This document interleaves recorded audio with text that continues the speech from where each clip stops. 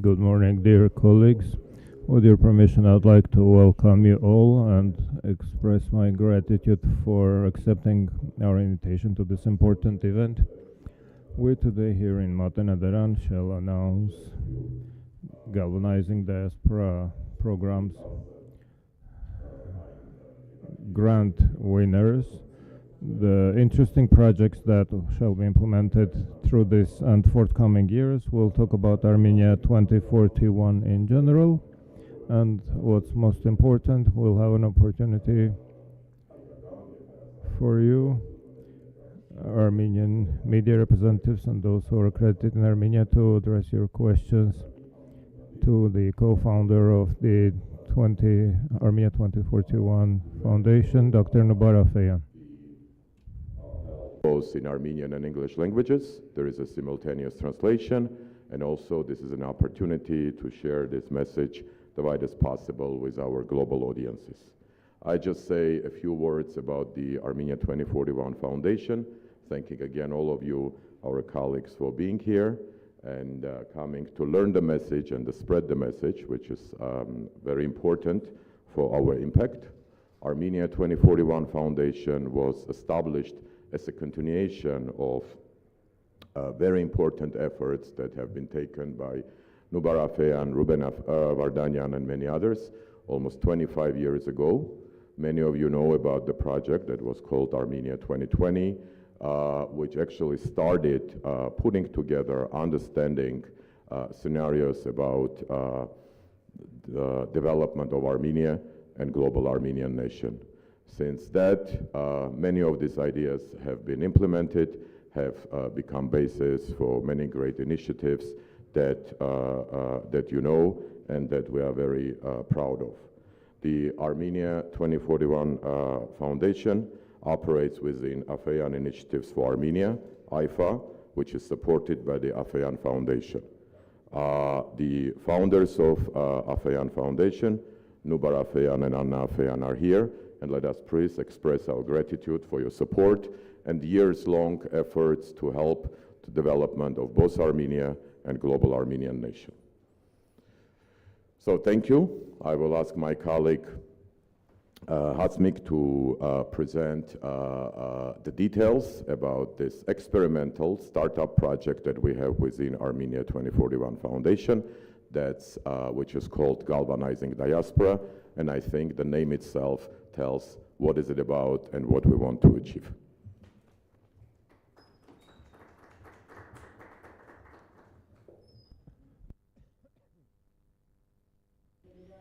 Dear media representatives, thank you for affording this opportunity. Before I proceed, we have a short video for you. Could we put it on?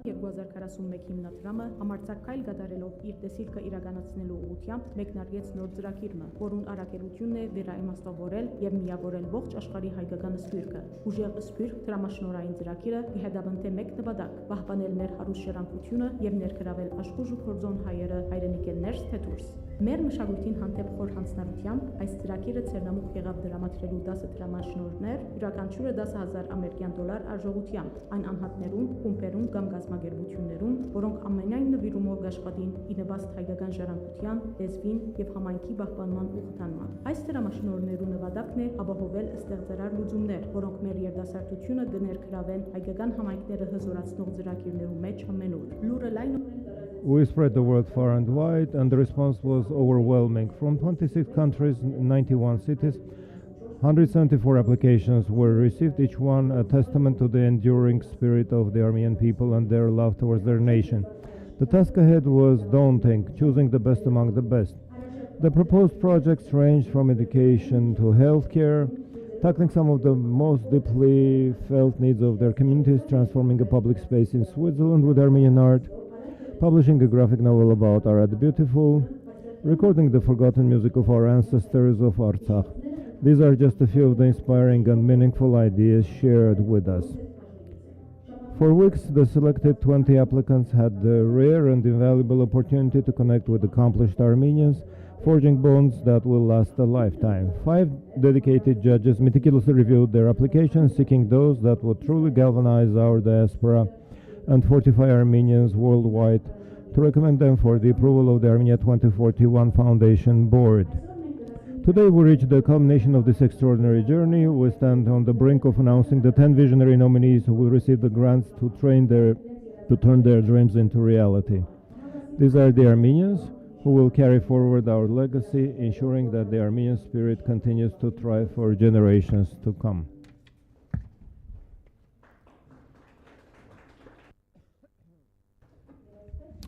So, Galvanizing Armenia grant project commenced early this year. Since March, we were already receiving applications.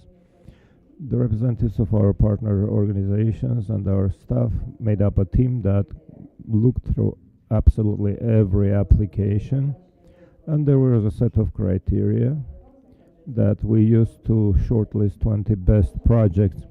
The criteria were the extent to which the projects empowered the communities, encourage cooperation between the communities, how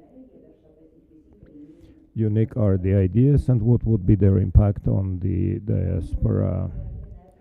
Since the project also pursues the objective to bring together diaspora in the spirit of cooperation, mutual help between various communities, we linked these 20 projects to 10 individual Armenians that are reputable and renowned in their respective sectors. These also helped to polish, hone the projects and to make them presentable to the selection committee. The committee members are exceptionary. One is Andrei Antonian. He is the flagship pioneering Asia Pacific regional leader and the strategic advisor. Nadia Gortsunian, who is Sante Almeni's co-founder and treasurer. Sarah Ignatius, who's a renowned author and an individual consultant, as well as Pierre Gurjan, who is the Brussels Free University's chairman of the board of directors, and finally Archbishop His Eminence Khajak Barsamian. Of course, through a closed vote, they decided on the 10 best projects that we will name today. Before that, let me share some statistics with you, which I think is important to gain an understanding of what are the priorities and important issues for the diaspora nowadays. As it was mentioned in the video, we received 174 applications from 26 countries and 91 cities. Most of the applications were from the United States, more than 60, followed by France, Germany, Italy, Lebanon, and so forth. We have applications from Australia, Argentina, Brazil, China, Indonesia, Cyprus, and other countries. It's important to mention that the predominant majority of the applicants, 75%, have an MA or doctoral degree. This means that we're dealing with highly accomplished, knowledgeable persons who lead in their respective domains. I would also like to mention that the applications were diverse, unique, and special, but we could categorize them into several areas. The reason this is important, it will give us insights on what are the priorities of the diaspora. The most applications were received in education.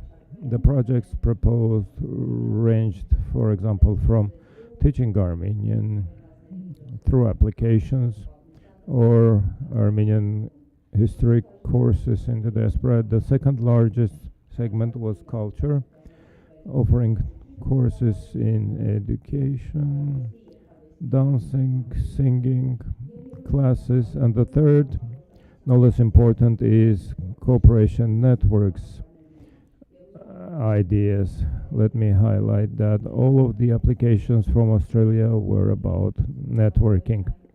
This comes to attest to the fact that Armenians are in need of it, and we should focus and may focus on this and promote these ideas. That's it in a nutshell. I am already willing to announce the winners.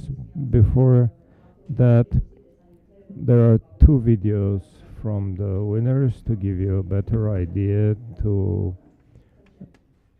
you to perceive how do we see the future.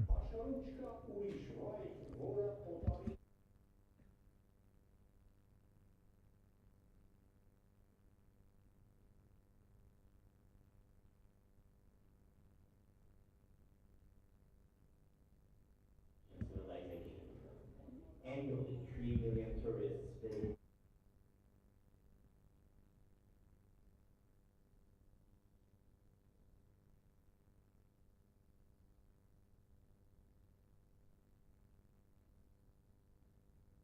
Unfortunately, the dubious deal signed in 2022 could jeopardize the 1,500-year-long Armenian presence in the Holy Land.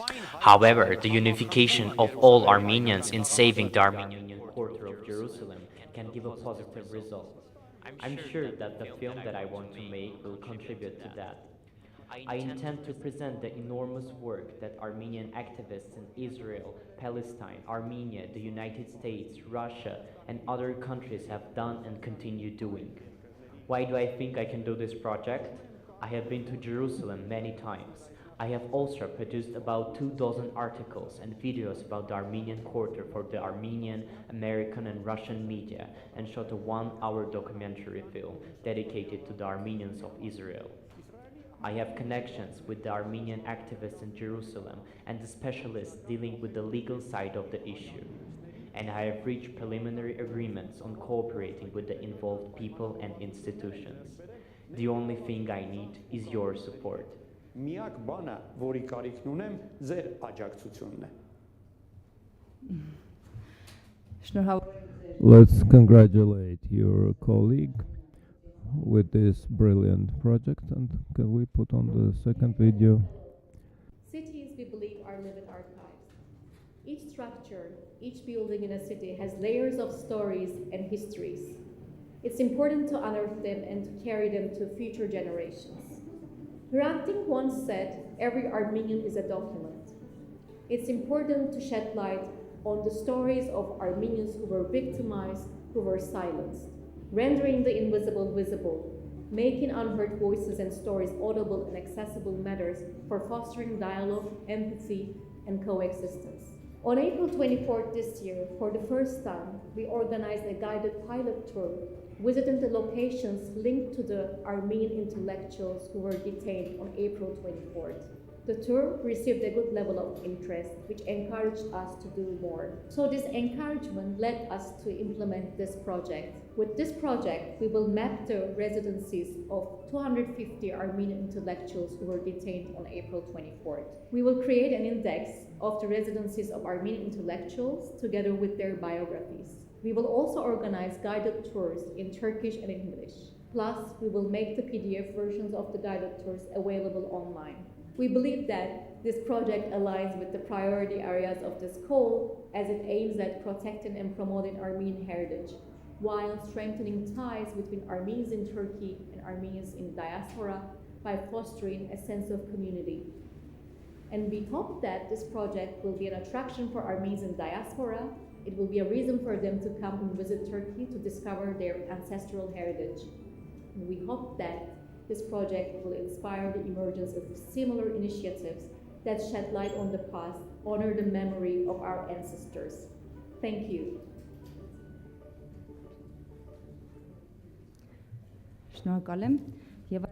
Thank you.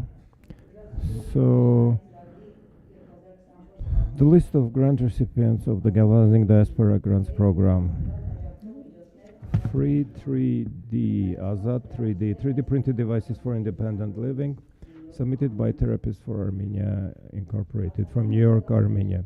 Echoes of Artsakh, the forgotten music of our ancestors. David Harutyunyan has submitted this from Paris, France.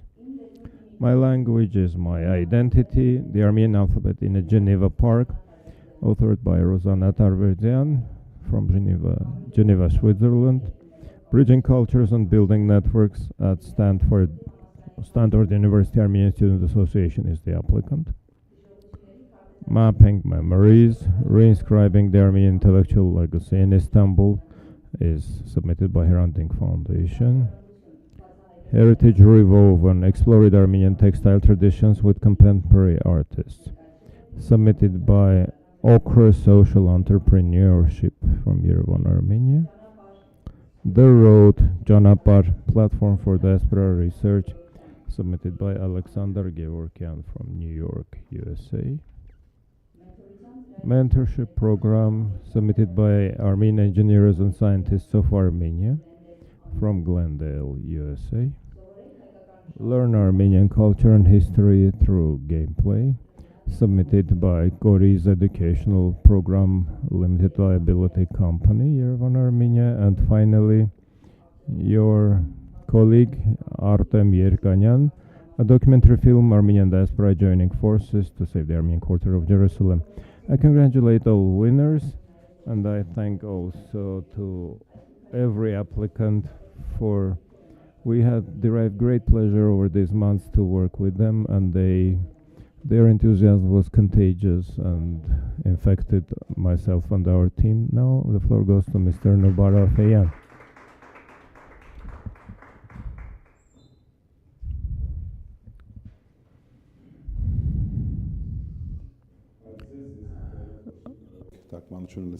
I will be speaking in Armenian. Glad to be here today on behalf of our newly formed Armenian Initiatives for AFEAN Initiatives for Armenia project to participate in this important event of making these 10 grants. This is, as Arman mentioned, an experimental program, and we really didn't know what to expect. And as Hasmik described, it's an overwhelming response, and it speaks to the need Armenians have all around the world to connect and to do useful things. When I was young, I used to go around fundraising from Armenians, both in Lebanon, and in Canada, to support local projects, local Armenian projects. I didn't think that someday I would be the one giving to these projects in those same communities and elsewhere. And so it's a particularly important and gratifying moment for us to be able to enable this project. I'm particularly glad that some of the proposals were submitted by non-Armenians. There was a project, for example, by a young man in Singapore who's been researching Armenian traces in Singapore and Southeast Asia. Another is an American who taught English in Turkey years ago and met young Armenians in remote villages, and they proposed a project for our program. And then one particularly inspiring application came from a woman in her 60s, originally from Iraq. She studied in the UK and the US, held high-ranking positions in NASA, the North American Space Agency in the US, for many years. She has since moved to Armenia with her husband, and they're now working with young people to pass on their knowledge and skills, contributing to the development of Armenia and Armenians as a global nation. That was another source of a project. As you can see, the applications we've received are vibrant and inspiring. You saw a few examples today. And I want to congratulate everybody for both participating in this and for the folks who were selected through a rigorous process, maybe too rigorous a process that we implemented for this. I'm happy that the judges and the mentors that helped make the projects better delivered value over and above the grant money that the winners will receive. I want to end by reminding you of a very famous poem. We have to be careful not to forget our past giants. One of them was Silva Gabudikian, the poet. She wrote many, many years ago in describing the state of Armenians that Armenians basically were, the nation was a walnut tree, sprawling over the small corner of land, but spilling its fruit to nourish foreign soils. Her description of the diaspora was that it was essentially coming from a tree rooted in the land of Armenia, but impacting everybody around the world. We like that image.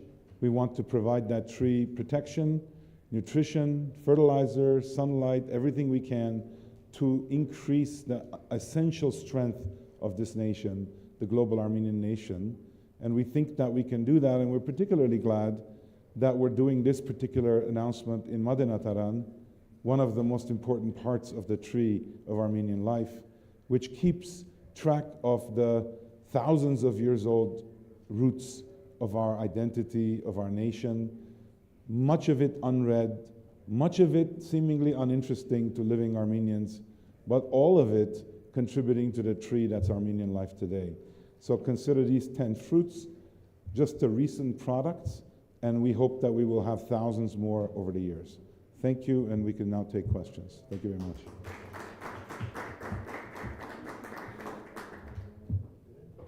Համեցեք։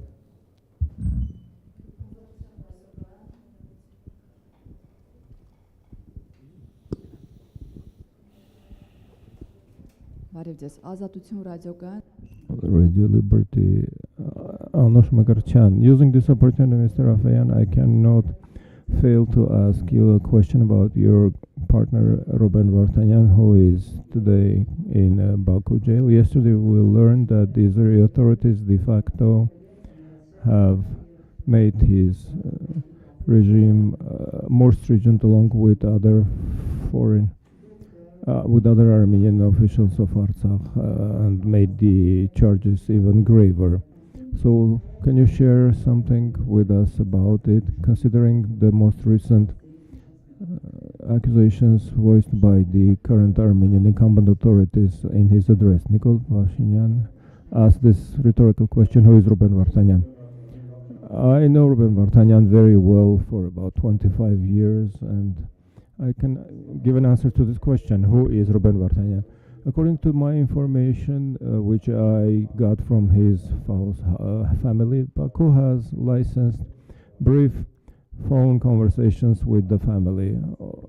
He conveys limited data on his concerns and situation over those brief phone conversations. Of course, we spare no efforts to help his liberation, and we work with lawyers, various international organizations and enterprises working towards that. And of course, the current situation in the world, as you see, there are wars even yesterday in Lebanon and elsewhere.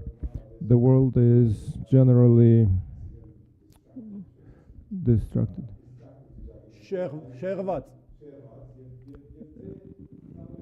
The world is distracted and has become more cynical about matters like this. On the one hand, they ascribe importance to justice, but on the other hand, they say, if we can arrive at peace, we could sideline justice and fairness. Just peace, which is unimaginable a vision. Peace is impossible if it's based on injustice. Never had such a peace happened elsewhere in the world based on the injustice. Maybe for a second or a minute or two, but it never lasted. It's clear, and even Americans and Europeans tell this to us, but not openly. They know very well there will be no peace without establishing justice. That's my opinion. We so far haven't been proven wrong. I hope that we will be able to create peace, conclude a peace agreement, but I'm also certain that the government here, like I was told several times, notwithstanding that those statements, is still working towards freeing our prisoners and raise this matter at various meetings. Like I mentioned last Friday, when we spent an hour with his family praying at the consecration of Saint Echmiadzin. I hope that this government will derive the strength, whether internally or from the Almighty, to invest in freeing these prisoners. We need a miracle for that to happen on the one hand. Unfortunately, we seem to keep relying on miracles, but this idea of miracle for me is just fate that guides you towards a unimaginable being turned into the imaginable. I am certain that this government and others shall cooperate to attain this end. I'm certain in it. I do not believe this was an accusation. This was just suspicions. These are addressed to other northern countries. Ruben has just become an intermediary, a conduit.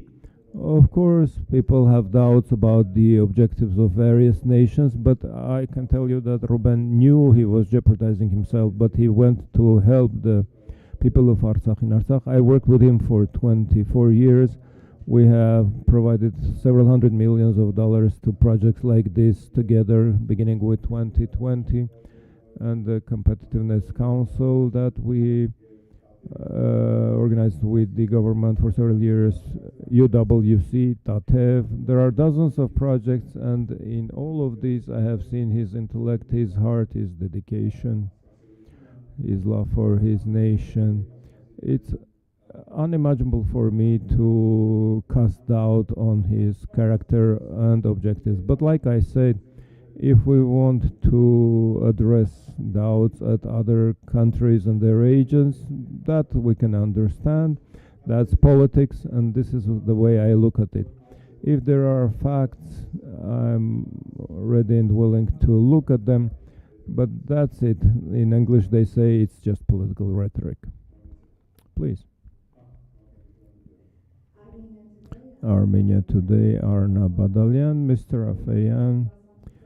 You are implementing multitude of projects both in diaspora and in Armenia that address the whole nation. So what's your assessment of their effectiveness and topical nature, considering the current challenges? How do you evaluate their sustainability and continuity? And the second question pertains to Galvanizing Diaspora. Will there be a continuation of it or not? And has it been preceded by discussions with the Armenian incumbent authorities? How do they see it, and are they ready and willing to cooperate? Thank you. Our projects and programs in general have always been hinged on imagination. We've been always criticized for looking onto the future, whereas there are current problems and issues. Why not invest in the ongoing projects? Our typical response was we do not make a distinction between the present and the future. We can address both. Our family foundation last year made an announcement, and we graduated from that phase recently. We spent $2 million on helping refugees, exiles from Artsakh. That was just a singular event, nothing to do with the future. We spent another $2 million during the war to help the current situation. So we do help both the present, to resolve the present situation and the future. You cannot juxtapose present with the future. If you look at education, all of education is aiming onto the future. You asked, how do I see our progress and successes? We do not have high hopes when we launch our projects. They are so innovative that we take it modestly. We wait and see if they succeed, which one will succeed, which approach. Our projects are not just a single endeavor. They're a family of projects, and we look at which dimension has more chances of succeeding, which is why you see a whole diversity. For example, this one, Galvanizing the Diaspora, undergoes through third, fourth iteration of our approaches to see where the demand is for us and where we have most chances to succeed. I do not judge, and it would be nice if the people were refrained from criticism. It's our funds, and we dispose of them the way we think most useful, and we're ready and willing to learn which is the best and most successful to pursue it. In the United States, charity foundations spend a lot on gauging their efficiency. That's a good habit, but it's limited if you do things. It has its limitation if you do things that have been so far unprecedented. In my private enterprise, Flagship Pioneering, we do the same. We only embark on projects that have no past, have not been tested in so far. That's the approach which we try to transpose into our charity programs. As for the sustainability, let's see how it goes. It's just the first step. It's an infant, not even a toddler. So let's see where it will get when it grows, if these projects proliferate, succeed, and if we see that there is another score or a dozen projects that have chances of succeeding. And if it takes more time or stumbles, we will look at other approaches. What I can say now is we have no reason not to sustain it. Instead of saying that we have a reason to sustain it, it would be stretching it if we just commenced. As for the government, we've had very good relations with the government over these 24 years. We found the modality of cooperating with them regardless of their mindset, approaches, and sometimes even doubts with respect to our projects.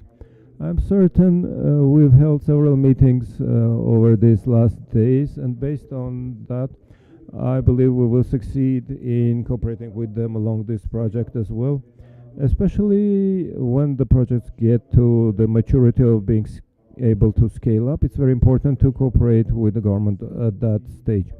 I've seen many young generation specialists in the cabinet who have the vigor and want to participate.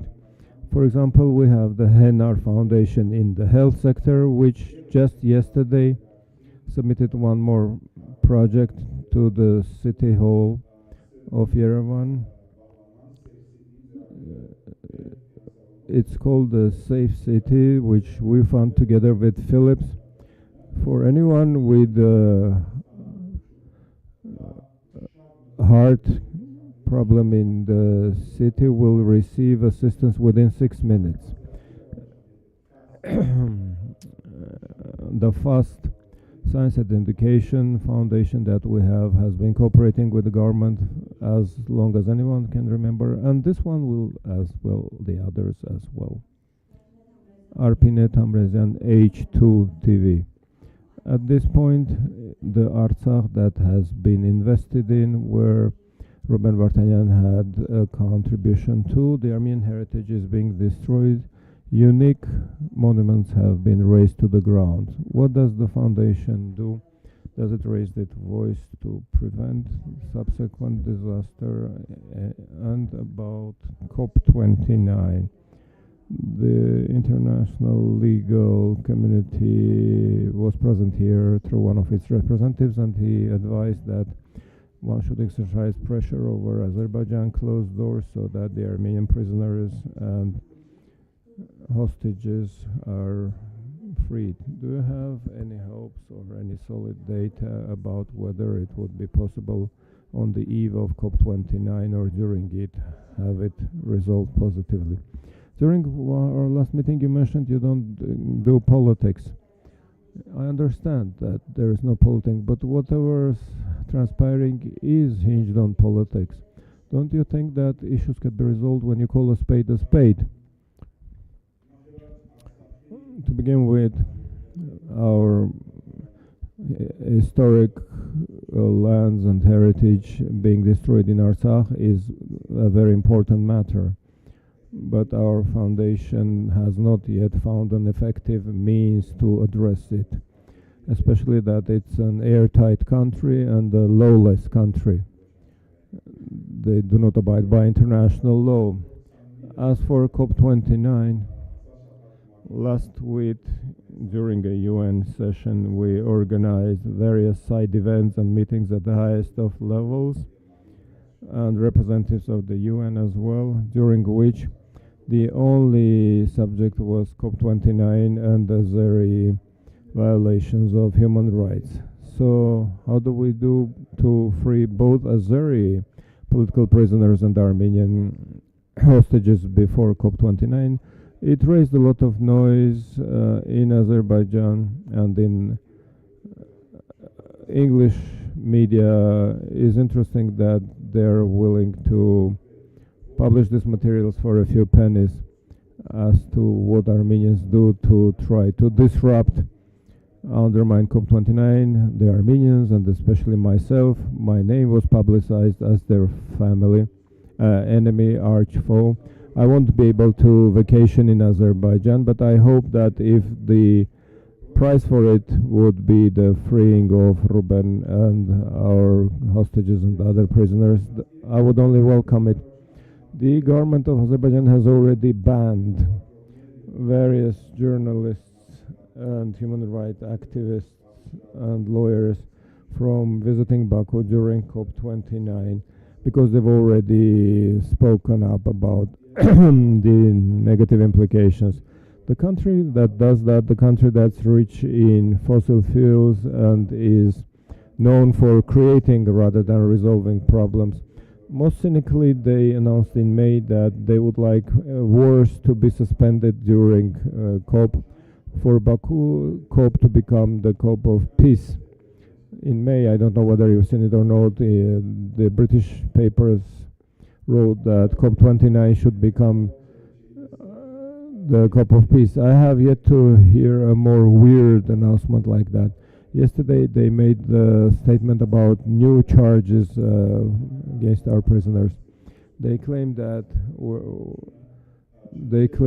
they have erased decades of Azeri history, and that's the charges.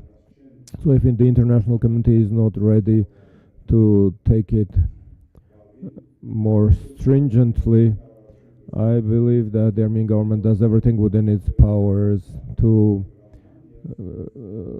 keep these materials on the paper and push ahead with them. We do a lot for COP29 not to become a stamp of legitimacy for not to elevate their standing. That's not gonna happen. Panorama AM, Mr. Afeyan, have you had a meeting with Armenian authorities to discuss the issue of Armenian prisoners in Baku prisons since you had an opportunity? Yes, I did. Yes, I had these meetings. There were discussions on many occasions of late as well, but I do not want to speak up on this. I've already stated my opinion, my hope and impression that this material will remain high on their agenda. Ultimately, I believe that peace based on justice is the only type of peace, and this is what Armenian government wants. I do not believe that Armenian government wants a short-lasting, baseless peace. That's all I can say. I can disclose more details. ABC Media, Sedam Makaran, Mr. Afeyan.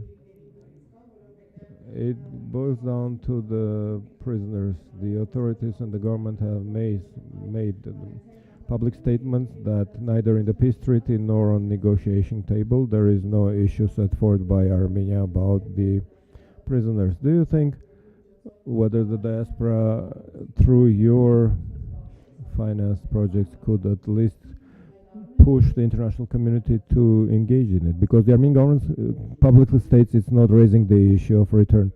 We're trying both with other as well as Armenian governments to make them pay attention to this matter because it's ethically right and very important, and we do not claim we should not work with one group on behalf of the other. In the United States, there's always the issue of striking a difficult balance. On the one hand, they do not want to offend their NATO Turkish partners or pressure the EU. Every time Azerbaijan feels pressure, they revert to claiming the gas pipelines. They have little room for maneuver. We work in the legal domain. That is quoting international human rights violations. We wait that hopefully in the near future certain steps will be taken. But countries like Azerbaijan have no respect for such steps. But at least international community can use this to, it's not us claiming that this is wrong, it's international courts that make those statements. And we revert to those steps. We do not want to see us being disillusioned with the domestic steps. Both could be effective and both could be ineffective, domestic and international efforts. Our hope is to boost the effectiveness. Other questions about the diaspora, Galvanizing Diaspora project? Marina Makarchan, Arminfo. In your presentation, you mentioned your family foundation. We are aware that through this family foundation, you have helped people of Artsakh. So could you expand a little on your foundation and tell us whether new interventions like that to assist Artsakh people in Armenia are in the works? Our foundation has been in existence for 25 years. It's called the Afyan Family Foundation. It operated in the United States. Local projects we always did with Ruben Vartanyan. The funding was from the Family Foundation, but were not present. Recently, we established a presence in Armenia to be able to more effectively cooperate and help other and ongoing projects. Dalar Kazanchian joined us recently as a director. She's here. We very much hope that as a result of her activities, we worked for several years together already, we will attain the implementation of a whole range of projects. Our foundation, how should I? It's not going to give cash handouts. We're looking for development projects. The situation in Artsakh simply made it imperative to provide emergency assistance. But in general terms, we will be looking at education, science, and culture, which would be the projects that would be meaningful for us. Thank you. That would be the last question. Anya Serapenyan, Ժողովուրդ Daily. After the revolution, it was expected that yourself with other major businessmen would come to Armenia to invest, help the government, but this investment boom never came about. Why it never happened? Our activity in general was humanitarian in its nature. With the exception of just one project, I never invested here. Even that one project that was part of the private enterprise was funded by our foundation, but it was for profit. I do not know why other investors, for their own reasons, participate or not. There have been significant investments of late and in the preceding years as well, and I'm certain the more peace prevails, the more investors would be able to join. We're now in a transition, notwithstanding that the economy is growing significantly.